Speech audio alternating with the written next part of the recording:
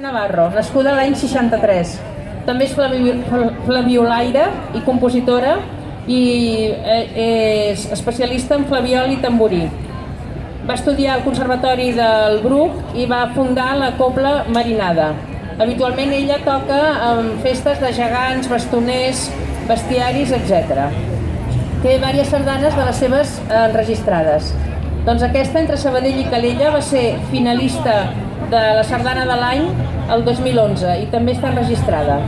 Després d'aquesta sardana farem la mitja part i rifarem els productes que tenim aquí, aquesta magnífica panera de productes de la terra que ens ofereixen els de la Teca, que estan aquí al costat, els artesans que avui ens acompanyen, els dos menús de Cala Teresa i el pastís de Foix de Sarrià i una càpsula de galetes. Us agraïm molt la vostra col·laboració.